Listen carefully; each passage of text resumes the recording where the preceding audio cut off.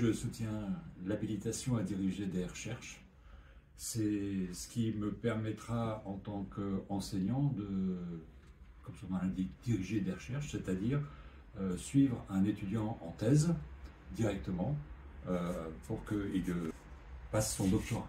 Jusqu'à maintenant, j'ai pu le faire, mais en codirection avec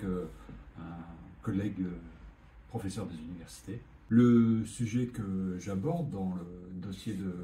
recherche est un sujet d'histoire. Et la période correspond à celle de la Belle Époque, c'est-à-dire la France entre 1870 et la Première Guerre mondiale, 1914. Le sujet porte également sur le sport parce que c'est l'époque au cours de laquelle, en France, se crée un mouvement qui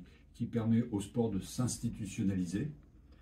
sous l'égide de l'USFSA, l'Union des sociétés françaises de sport athlétique, dans laquelle on retrouve Pierre de Coubertin,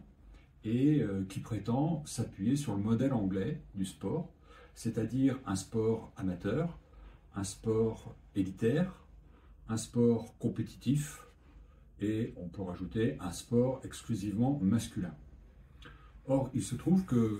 je travaille depuis de très nombreuses années, une petite trentaine d'années, sur un personnage de la même époque et qui connaît particulièrement bien ce qui se passe en Angleterre, le phénomène du sport en Angleterre, et qui sait pertinemment que ce modèle prétendu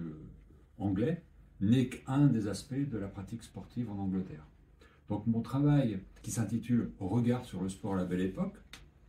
consiste à rendre compte de ce que Pascal Grousset, la personne sur laquelle je travaille,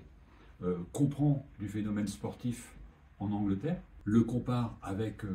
ce qui se passe en France et, en quelque sorte, porte un regard sur la France qui condamne ce qui est en train de se passer avec le sport amateur compétitif. Et donc le travail remet en cause la façon que les Français ont, notamment les historiens français, ont de considérer le sport avec ce qu'on appelle une définition restreinte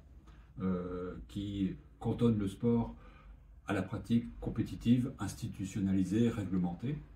alors qu'en Angleterre, au XIXe siècle ou au début du XXe siècle, comme aujourd'hui au XXIe siècle, le sport est considéré de façon beaucoup plus large, avec des modalités de pratique très variées,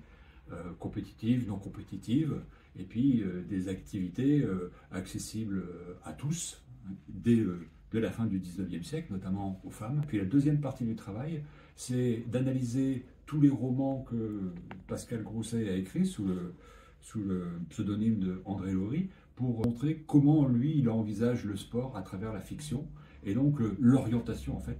qu'il souhaiterait donner au sport en France, un sport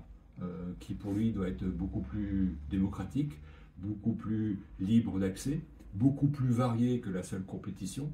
et évidemment accessible aux femmes.